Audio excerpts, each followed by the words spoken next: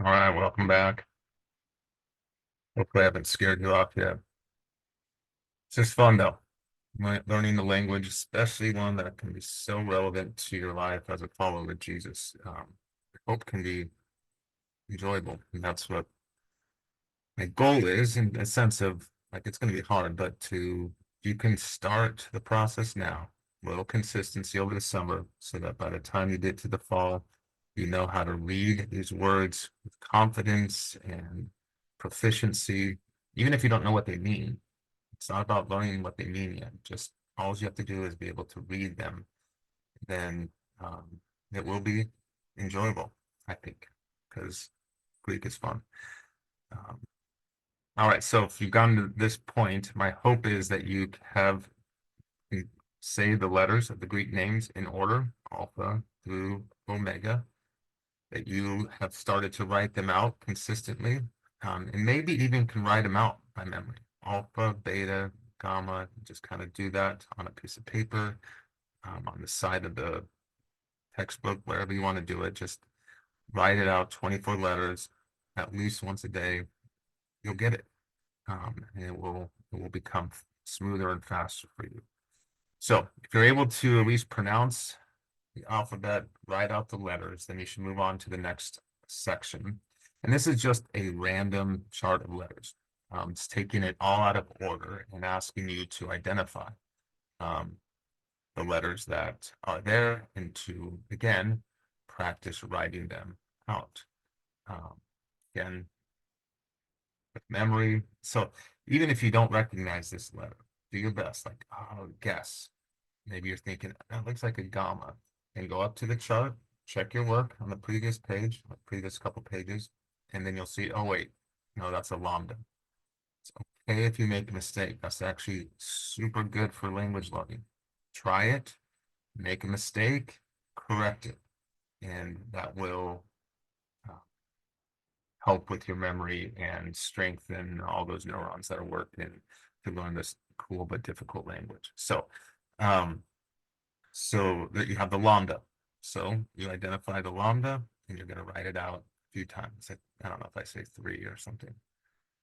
Here you have the uppercase ones will be harder for you to identify since I haven't asked you to be writing them in the previous sections, but that's okay.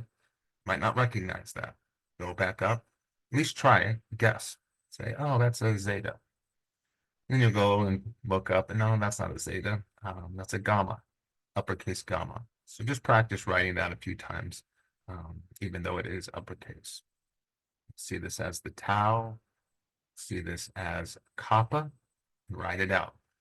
So do that. Take time to go through this section, identify before you write, identify what letter it is, say it, and then also practice the sound it makes. Lambda, o, o, gamma, g, g, g, tau, t, t, kappa.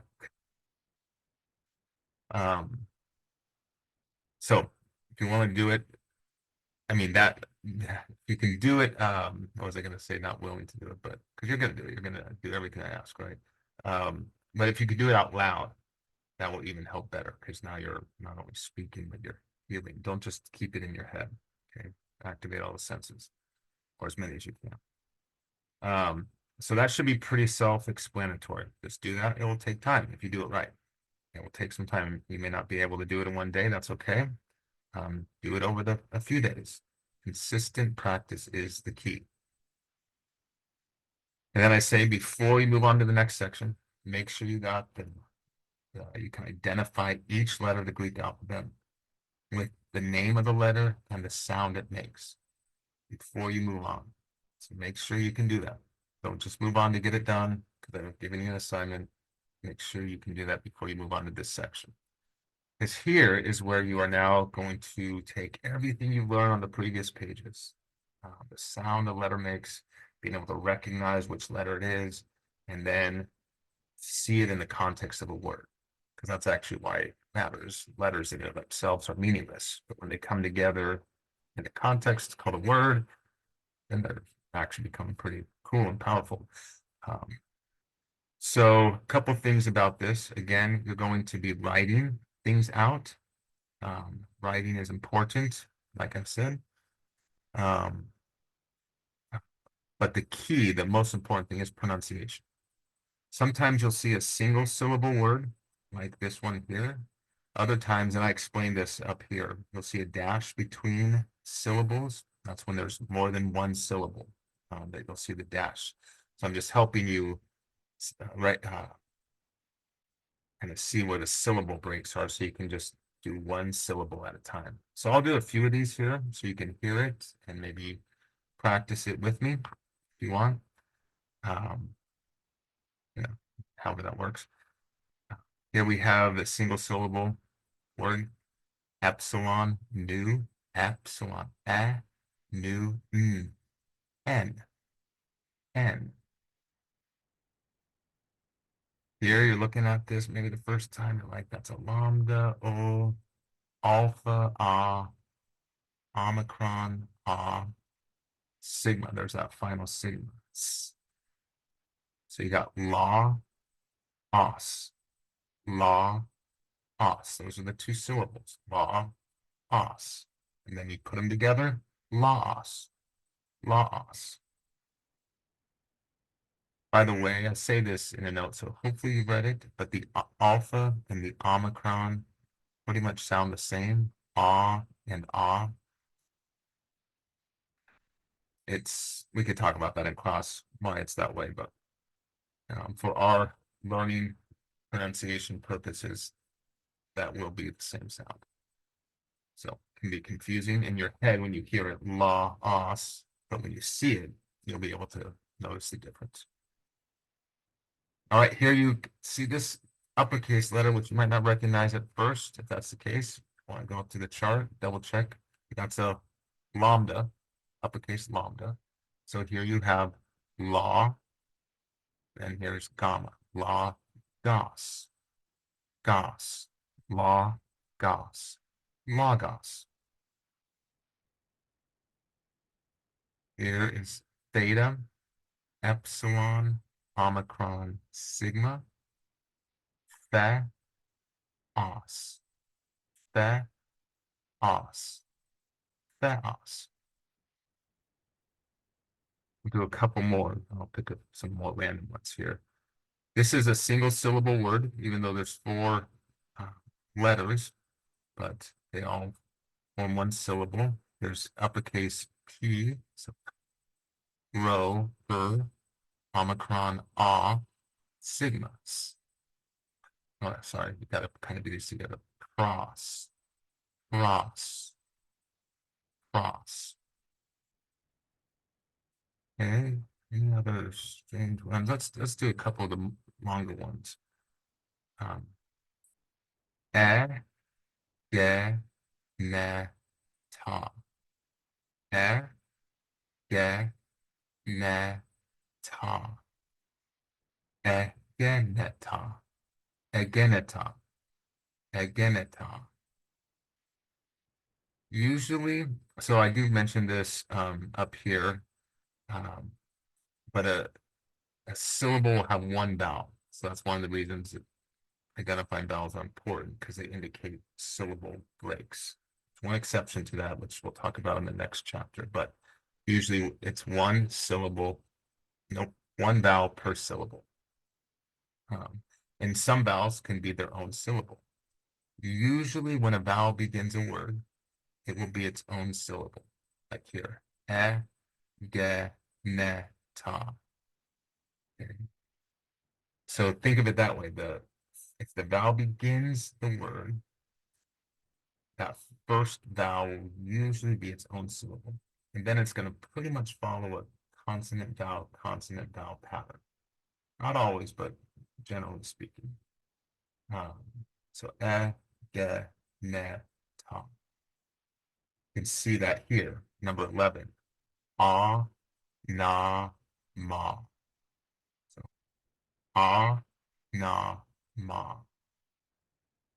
There are exceptions to what I just said. So you see here, air, the epsilon begins the word, but it needs the rho as part of its syllable because the row can't go with the next syllable. So air, ka, me, non. Air, common on. There are rules for the syllables, and that's one vowel per syllable is a key rule. And usually the vowel goes with syllable that precedes it. That's a general rule. But there are exceptions depending on kind of the consonants. So sometimes consonants can go together to form a syllable, like here, cross, cross, two consonants in a row. The P in the row can flow together, just like we would in English. P and R, like priest or prophet, like they go together. Um, the row here and the key here can't go together. You can't say book, like it just doesn't work. So you got to separate those consonants, and when that happens, you got air, ka, me, non, air, common non.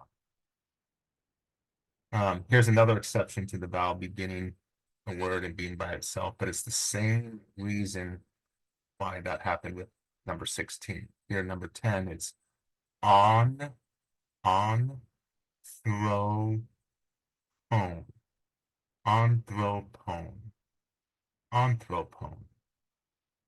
The new couldn't be with the theta and rho as part of that syllable. You can't say through, like it just doesn't flow nicely. We've got to divide that. On, throw, home, on, throw, home. Okay, the best way to learn though is just by practicing the ways I've divided the words here. You'll kind of start to feel the syllable breaks the more you get into it. So the more times you spend practicing these words, the syllable breaks, it's actually going to help you for learning additional words, because you'll kind of just naturally start to figure out how the syllables break in a word. Let's do this one, 18. Here's the uppercase iota and then omega. So here we have two vowels beginning the word, each being their own syllable. E, O, on, nace. Ioannes. Ioannes. When you have two consonants that are identical, they're going to usually divide a syllable. So the on, the first new goes with the previous syllable, and the second new will go with the next syllable, in this case, the last syllable. So when you have two consonants that are the same right next to each other, they're going to divide in terms of the syllable. One will go with the previous, one will go with the next. Anything else that's like that? Here is number 22. You got two consonants at the beginning, but those work together nicely. The P and the lambda, pull. We can do that, like when we say play in English or please. We often begin words with a P and a L, just like Greek, it works. Play, race. Play, race. Play, race. Remember the iota can be two sounds. It can have the long E sound, like here when it's the beginning of a word or followed by a vowel. But remember when it's followed by a consonant, like tau, it would have that short I sound. So it's ka, re, tas. Ka, re, tas. Caritas. All right. So I didn't do all of them, but hopefully that gives you enough to be able to try it on your own. Just put the syllables together, identify the letters. It's going to take time. Push, like it's okay to make mistakes. It's okay for it to be rough. The more you practice, though, the easier it will get. So in this first section, you're just practicing saying the words and writing them out. Then all those same words are now put into a paragraph. Okay, so that's why you want to spend time in that previous section, making sure you can pronounce each syllable and then eventually get the word smoothly. Because then I want you to practice just reading a paragraph. Now, as I say here, this is a meaningless paragraph. It's just all those previous words randomly put into a paragraph. But I think it's helpful to to try it this way. So you'll do Yeganen, Technon, Anthropon, En, Cosmon, Scatia, Clares, Caritas, Sarx, Emprosthen, Ioannes, Zoe. Okay, so try that. Just try that first sentence even. Spend a few minutes just either listening to what I've done and repeating it, or taking time on your own to work through it. And you can even just do one sentence at a time, it's fine. But before you move on to the next chapter, make sure you can smoothly read this paragraph. Maybe I'll do the rest of it so you can hear it. Hopefully that's helpful. Phos, Aelphen, Pros, Con, Cosmon, Laos, Aelphen, Erkamenon, Erkamenon, Theos, Logos, Logos, Egeneton, Anta, Anima, Ek, Caritas, Ioannes, Scatia. Laos, there's the uppercase lambda, Laos, Theos, Logos, Pros, Caritas, Andros, Phos, Techna, Panta, Anamon, Scatia, Zoe, Ioannes, Clares, Deganin, M, Pros, Then.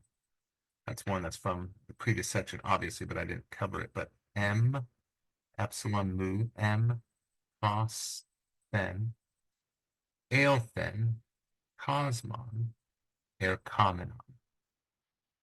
All right, so before you do the next chapter, I think that's what's next, right? Yeah.